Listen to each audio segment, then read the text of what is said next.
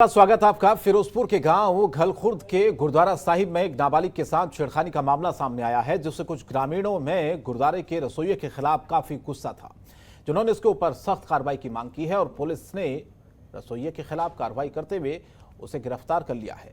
लेकिन अब मामले में एक नया मोड़ आ गया है।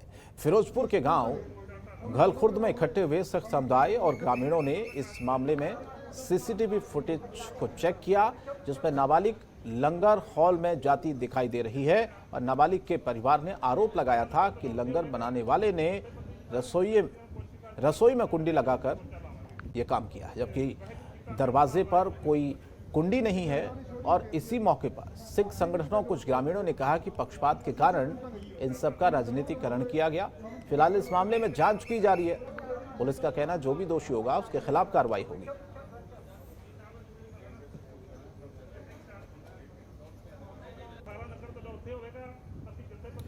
सुखचैन हमारे संवाददाता इस खबर पर फोनलाइन पर जुड़े हैं। सुखचैन, क्या है ये पूरा मामला? सीसीटीवी जब सामने आया उसके बाद बताया जा रहा कि जो आरोप लगाए गए थे वो कुछ और थे, सच्चाई कुछ और है। क्या जानकारी आपके पास पूरी? बिल्कुल शंकर जी, बात करें कुछ दिन पहले ये मामला सामने मीडिया के सामने आया था। गांव वालों ने आरोप लगाए थे। एक छोटी लड़की गुरुद्वारे में जाती थी, आती थी, और उसके बाद उन्होंने आरोप ये लगाए थे, एक जो उसका सेवादार है, वहाँ लंगर सेवादार है, उससे छेड़छाड़ की है। छेड़छाड़ का मामला आया था। उसके बाद उन्होंने प्रदर्शन भी किया था। वो जो सेवादार है उस पे ऊपर मामला दर्ज हो गया था, उसको जेल भेज दिया था।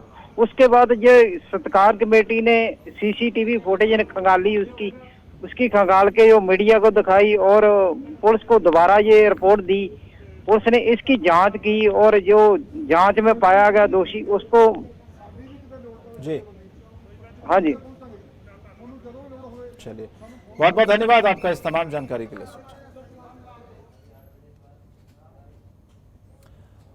और आगे बढ़ते एक बड़ी खबर चंडीगढ़ से आ रही, जहां पर अश्विनी सेखड़ी बनी पंजाब हेल्थ सिस्टम कॉर्पोरेशन की चेयरमैन। ये बड़ी खबर, स्वास्थ्य मंत्री बलबीर सिंह सिद्धू की मौजूदगी में कार्यभार संभाला।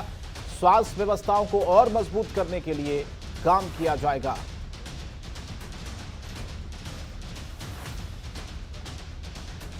तो एक बड़ी खबर इस वक्त आपको बता रहे हैं कितनी स्वास्थ्य व्यवस्थाएं मजबूत होंगी, किस तरह से होगा, इसका खाका तैयार किया जाएगा। लेकिन फिलहाल जो खबर चंडीगढ़ से आ रही है वो ये कि Ashwini Sekhri Punjab health system corporation की चेयरमैन बनाई गई हैं।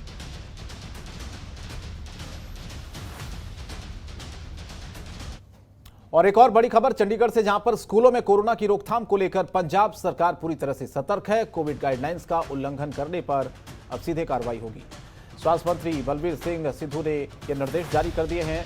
सिविल सर्जन स्कूलों में कोविड-19 निगरानी को यकीनी बनाएं और साथ ही साथ स्कूल के नोडल अफसर बच्चों के स्क्रीनिंग डेटा को संकलित करें, यानी कि पूरी तरह से कोविड नियमों का जो पालन वहां पर किया जाना है ये सुनिश्चित किया गया है और इसमें कोई भी कोताही न बरती जाए, क्योंकि लगातार हम देख रहे हैं कि जिस तरह से पिछले कुछ दिनों पहले आपने देखा होगा दूसरी लहर में बहुत सारी लापरवाहियां हुई थी, लेकिन अब ऐसी कोई भी लापरवाही ना हो, इसीलिए कोविड गाइडलाइंस का पालन जरूर किया जाए। जो नहीं करेगा उस पर कार्रवाई हो। स्वास्थ्य मंत्री बलबीर सिंह सिद्धू ने बाकायदा इसके लिए ये निर्देश भी जारी कर दिए हैं कि स्कूल के नोडल जो अफसर हैं वो बच्चों की स्क्रीनिंग डेटा को संभाल कर रखें और उसके आधार पर ही डेटाबेस तैयार करें। और बढ़ते आगे खबर पानीपत से, जहां पर दिल्ली से पानीपत जाते हुए टी स्पून ढाबे के पास 3 ट्रक आपस में भिड़ गए।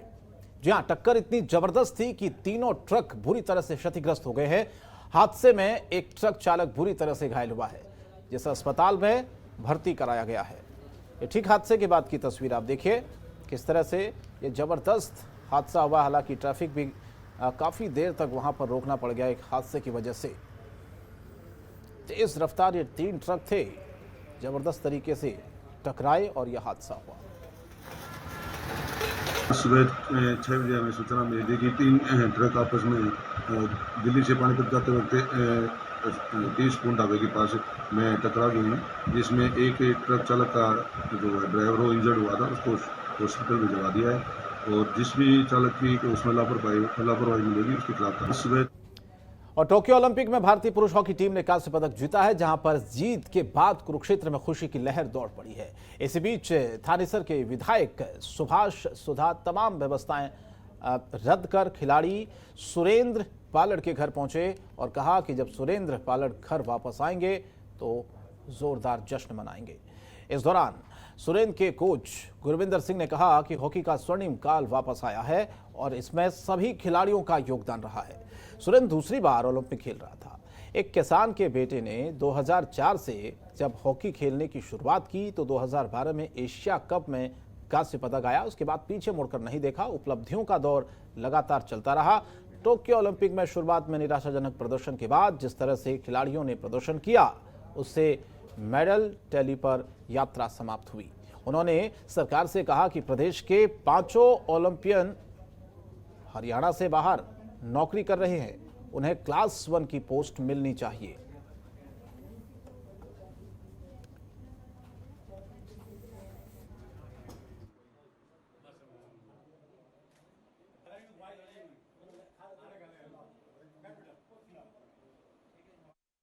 और झज्जर में पिछले 3 दिन से पुलिस के खिलाफ मोर्चा खोलकर बैठे स्थानीय वकील गुरुवार को और ज्यादा उग्र हो गए। इस दौरान सड़कों पर उतरकर झज्जर पुलिस के खिलाफ उन्होंने प्रदर्शन किया, जमकर नारेबाजी की। प्रदर्शन करने से पहले झज्जर के वकील बार परिसर में इकट्ठा हुए और बाद में जुलूस की शक्ल में प्रदर्शन करते हुए दिखाई दिए। लघु सचिवालय पर पुलिस के खिलाफ नारेबाजी करने पहुंचे। वकीलों की मांग है कि बार प्रधान अजीत सोलंकी के खिलाफ पुलिस द्वारा दर्ज किए गए मामलों को रद्द करें और साथ ही इसके अलावा झज्जर सिटी थाना प्रभारी को निलंबित करने, डीएसपी का तबादला करने के साथ साथ नागरिक अस्पताल की महिला चिकित्सक निशा के खिलाफ पुलिस को गुमराह कर झूठी सूचना दिए जाने के बारे में मामला दर्ज कराए जाने को लेकर यह विरोध प्रदर्शन हुआ है।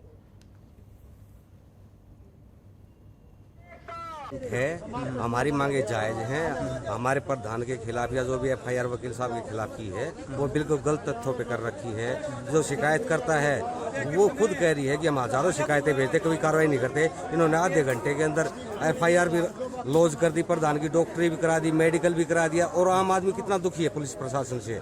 इसके लिए जो जिम्मेवार पदाधिकारी है पुलिस के, चाहे वो एसएचओ है या वो डीएसपी है, जो वहीं थाने में बैठे थे उस टाइम पे, उन्होंने कोई रेस्पॉन्स नहीं दिया। एक इलेक्टेड बॉडी का पर्सन है हमारा प्रधान, तो इन्होंने जो किया है वो बिल्कुल इलीगल काम किया है।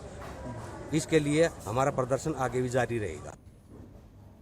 और हरियाणा के शिक्षा मंत्री कोरपाल गुर्जर मीडिया से रूबरू हुए, जहां इस दौरान कोरपाल गुर्जर ने कहा कि अभी हरियाणा में 6ठी से 12वीं तक के स्कूल खोले गए हैं और अगर इसी तरह से कोरोना काबू रहा तो अगस्त महीने में पहले से ही 5वीं तक के स्कूलों को खोले जाएंगे। इसी के साथ उन्होंने कहा कि हरियाणा के कुछ स्कूल ऐसे हैं जो पुरानी बिल्डिंग में चल रहे हैं। सभी जिला शिक्षा अधिकारियों को कहा गया कि जो स्कूल असुरक्षित बिल्डिंग में चल रहे हैं उनकी जानकारी लें और प्राथमिकता के आधार पर बिल्डिंग को बनाया जाए। कोरपाल गुर्जर ने कहा कि हरियाणा में खिलाड़ियों को जितनी सुविधाएं दी जा रही है उतनी किसी अन्य प्रदेश द्वारा नहीं दी जा रही है। पूर्व शिक्षा मंत्री गीता बुक्कल के बयान पर उन्होंने प्रतिक्रिया व्यक्त करते हुए कहा कि ओलंपिक में जाने से पहले खिलाड़ियों को 5 लाख की राशि दी गई थी ताकि वो अच्छे से प्रैक्टिस करें। आर्थिक स्थिति की वजह से उनकी प्रैक्टिस प्रभावित ना हो।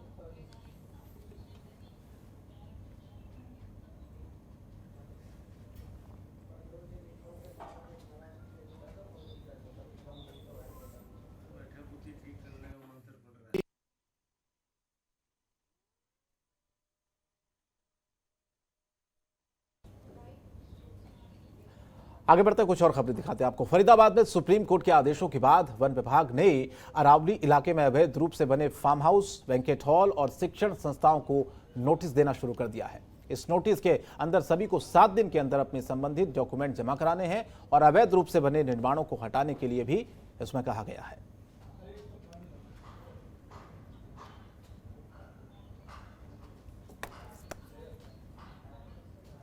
और फिलहाल इस बुलेटिन में इतना ही, लेकिन जनतंत्र टीवी पर खबरें जारी हैं। नमस्कार। खबरों के निष्पक्ष विश्लेषण के लिए सब्सक्राइब करें Jantantra TV and press the bell icon. Never miss any update.